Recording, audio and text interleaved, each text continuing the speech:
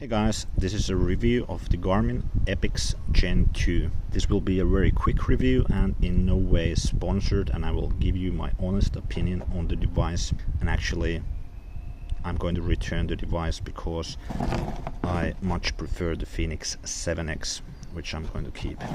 So stick around to find out why.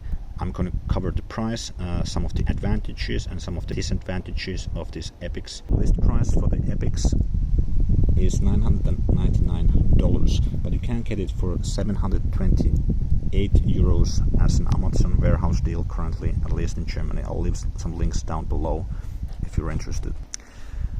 If you're familiar with Phoenix 7 and the Phoenix lineup, this is basically a Phoenix 7 with an AMOLED screen.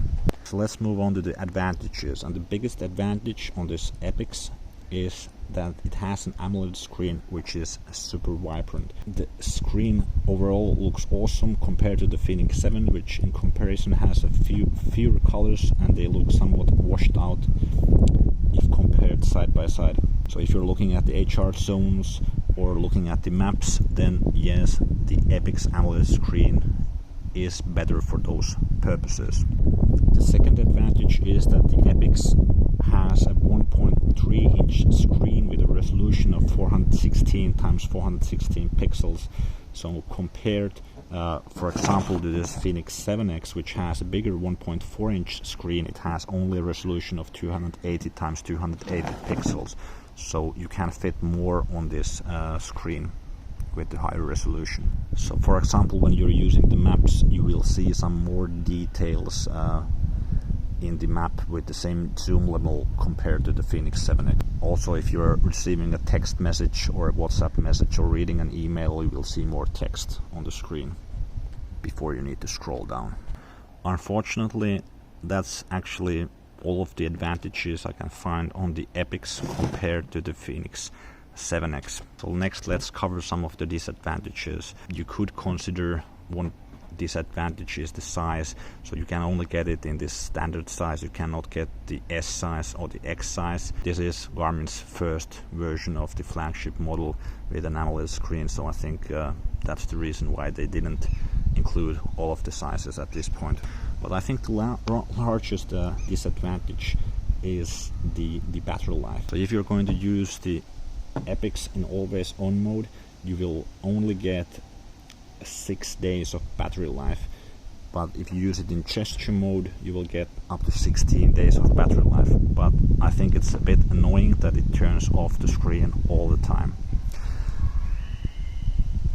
Comparing to the Phoenix 7, you get 18 days in smartwatch mode, so or the Phoenix 7X has up to 28 days in smartwatch mode, or if you use the solar version, you can get up to 37 days of battery life. So if you compare this battery life of 6 days to something like the Apple Watch, sure, it's still great. It's an amazing battery life, but for somebody being used to the Phoenix lineup battery life, then that's not that awesome. And if you're doing like some endurance athletics with the GPS on, then there's a huge difference in the GPS time you can use the watch.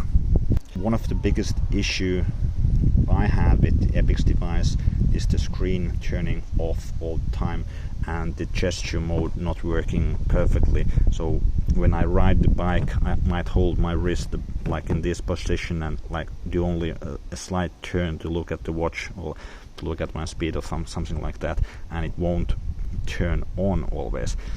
So that's quite annoying.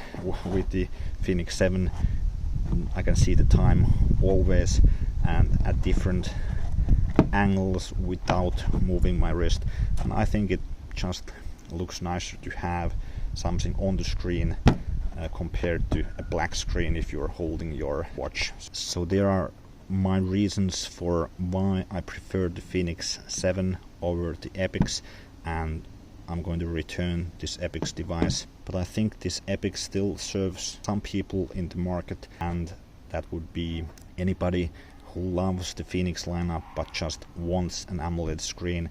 This is the perfect device for you. It has still great battery life.